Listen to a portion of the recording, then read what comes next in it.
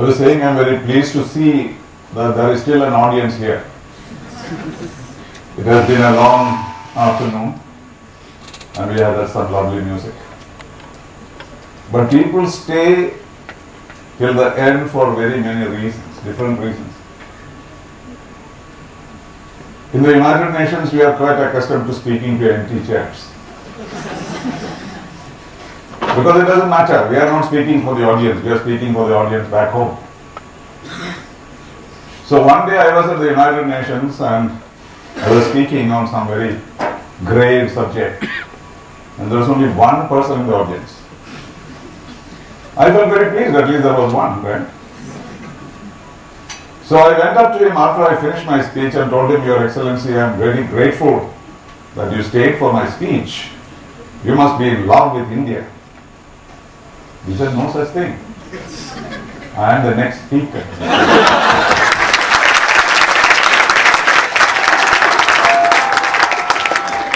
So I hope there are not 200 speeches after mine. Well, I have the last word. That is very good on this debate on transformation of mindset. So I thought what I would do is to look at the mindset of the Malayalis. Because Veena has already stolen my thunder by telling you two instances of the mindset of the Malayalis. What I like to do is to give you more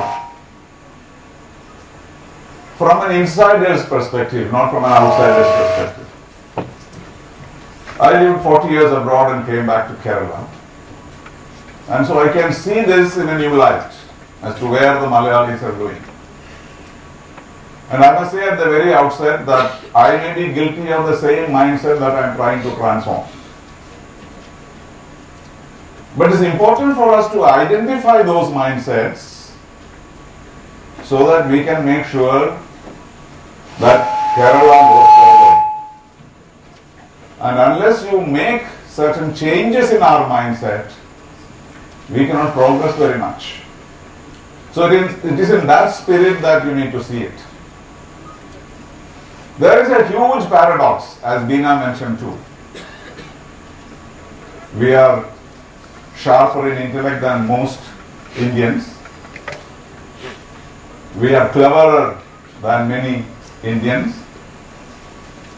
We have had contacts with civilizations over centuries.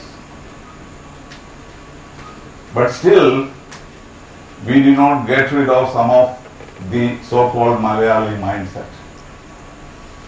So where is this paradox? But this paradox is explained in a very lovely story. I am sure you have heard this before. This is about the creation of Kerala. The whole genesis, we are going back to that time. So when the Malayalis was created, they looked around, it was a beautiful land, as Sabriya reminded us today.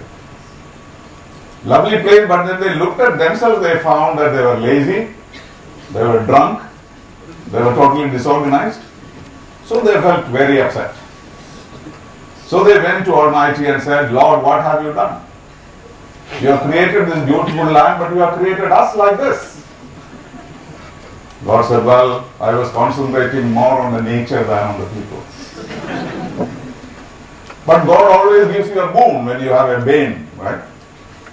So you have the bane and the boon here. God said, okay, my children, you will be alright. What you have to do is just simply take a flight from Nedubasheri and go out. You'll be perfect. That is why we have two kinds of Malayalis in this world. We the ones who remain here, lazy, drunkard, and those who go abroad, flourishing beautifully and doing very well. It's an insulting story, but the truth of the story, or the essence of the story is this, that we can make change in our mindset if we are determined to do so. So there is a hope in this story. And I lived with Malayalis abroad. Do you know what they do? If there is a show in the Lincoln Center, and the Maestro Mehta is performing, all Malayalis will be suited and booted and stand in line and there is no problem. But the next day, if Yeshudas is performing, they'll break the line and shout and scream and whistle. So it means that we can, in fact, adjust ourselves to the circumstances. So why don't we look at ourselves and see what we do? There is another story you have heard about the Kerala crabs. I'm sure all of you have heard this. The speciality of the Kerala crabs is you can export them in open cans. You don't need a cover. You know why? No crab will be allowed to get out. You cannot climb. The other crab will pull him down.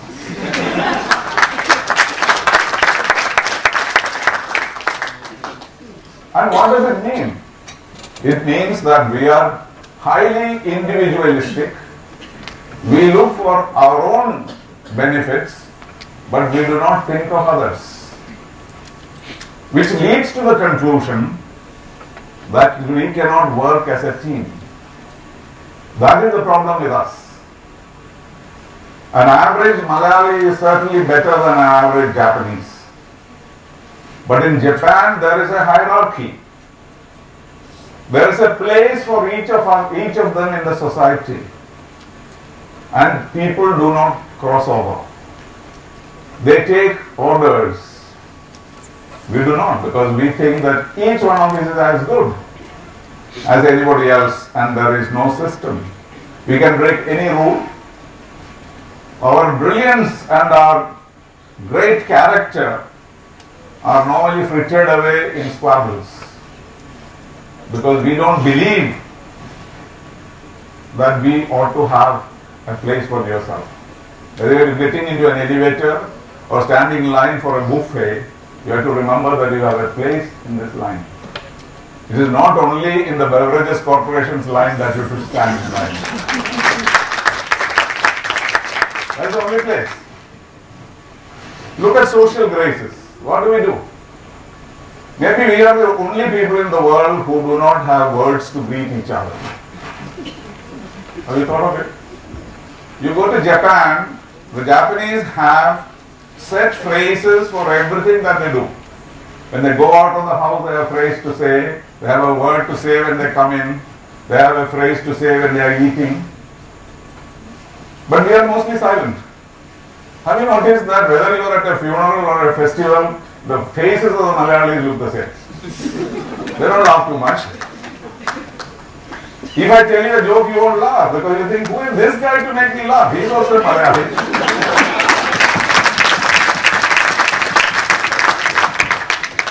Have you ever seen anyone saying any word in Malayalam which is of greeting? Or say thank you in Malayalam? You have no such words. Even if those words are there, they're only for the dictionary. So we need to develop social graces. Very important to be part of a society. It's not enough that you roughly say a thank you word. So we do not have the culture of developing social graces. I think the women Vienna has already spoken about it. Women are highly liberated in Kerala. Everybody will say. She controls the purse strings at home. But we are very happy if she stays at home. The exception is my wife who is here. But Kerala cannot be an egalitarian society unless the women feel confident, safe enough even to go and see uncensored films. That is why they go to see your movies. So they are uncensored. So, that is very important. We see Michelle Obama, everybody is looking at her, right? But have you heard of Mrs. Hu Jintao? You haven't heard of that. You know, Mao apparently was asked, instead of Kennedy, suppose Khrushchev was assassinated in 1962. What would have happened to the world? Then Mao said, well, certainly Aristotle and Onassis would not have married Mrs. Khrushchev.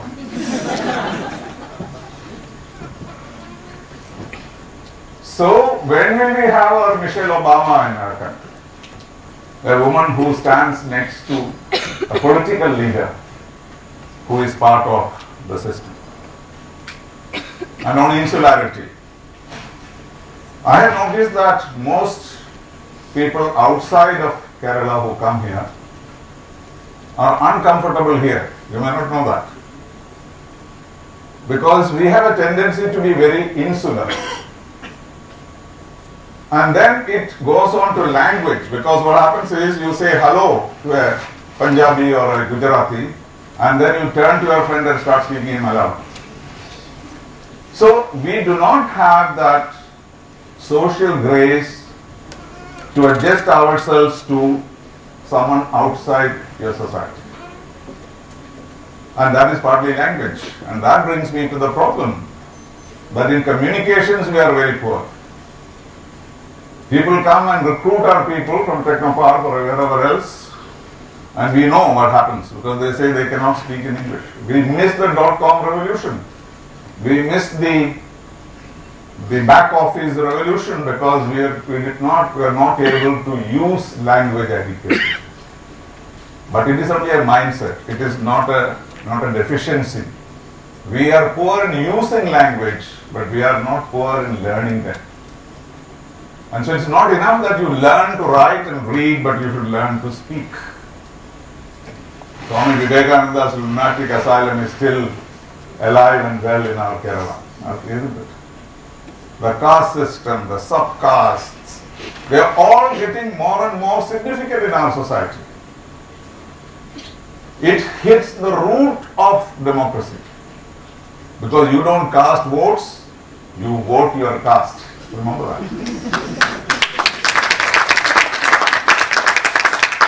So if you vote your caste, it cannot be democracy. And why? As long as your caste determines your status, that determines your university admission, that determines your promotion, and where will you be able to give that up? And now there is one step further. We have an explosion of faith here. 40 years ago when I was in Kerala, there were hardly any temples and churches and mosques to be seen on the road. Now you drive from here to my little town in Kayankulam, you will find 5 times, 10 times the churches and temples and mosques, each trying to be slightly taller than the other, so that you show off that your religion is very important. And they go to temples or celebrate rituals not to reach heaven, but to reach the, which one? The record books. How many people went to such and such temple? So the way that we go to temples or celebrate, so that your name goes into the Guinness Book of World Records, not because you want to go to heaven, unfortunately. And visibility. My God, I think Malayalis have a madness about cameras. You see camera anywhere, you will see on videos, on television. 3 people will stand in front of them like that. Even if it's a video, they will stand there like that. Because the face must be seen. It should be recognized. And then what do you have to do? You have to form your own NGOs. Because you can be president of an association, you can be secretary general of an association, so when the camera comes, you are in front of that. And you have heard this. Where there is one Malayali, happiness. 2 Malayalis means 1 association. 3 Malayalis means 2 associations.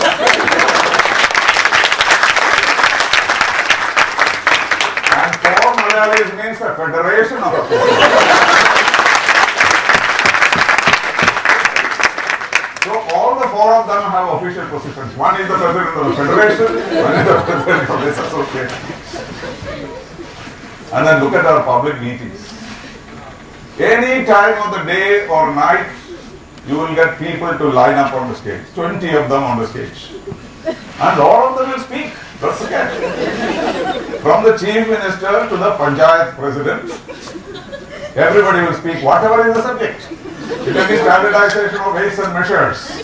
But you must make a speech. Why? So they want to show their face. It's a total waste of energy, resources, everything. What do? You don't just make them speak. You give them flowers to everybody in plastic covers. I keep telling them, don't give me the plastic, give me the flower. But you cannot separate them. Or they will give you souvenirs made of what? Made of plastic or glass or unusable wooden stuff. Why do we do all this? Because these are all rituals that we have to follow. And look at the flex boards in Vienna. I just go to Vienna every morning to see who is prominent today. There's a huge face of Shashi Tharoor there. Yes, that means he has become a minister.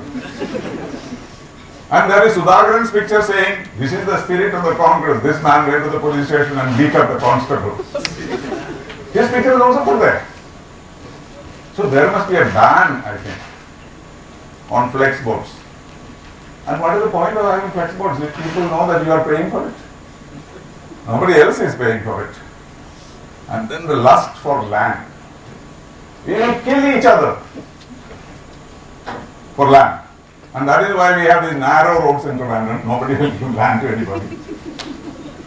The other day, the Vice-Chancellor of the Malayali University was saying that he wanted land in Tunjat Redithachan's village and people are not giving it for a Malayalam university. Eternally we are worried about, we all went to the emerging Kerala. The only subject of conversation is land. Who is grabbing land from whom? How will you have an industrial revolution? If we do not leave this lust for land, I do not think that any revolution will come to Kerala. But then, you should not lose hope. It is very difficult to change anybody's mindset. It will take a long time. Maybe you will all change by the time you go out of this hall today. But there are millions outside who have not heard this. So then what do? Do we lose hope? Do we think that unless there is change, we will not be able to manage it? Yes, we can do it. What we should do is, we should do things that suit our mindset. We should do things that suit our genius. So don't give the Malayali a job to work in a team. Give him a computer terminal, put him in front of him and say, you do this work alone. He will do it. So what we need to do is to identify the strengths of the Keralites. I have recounted all the weaknesses.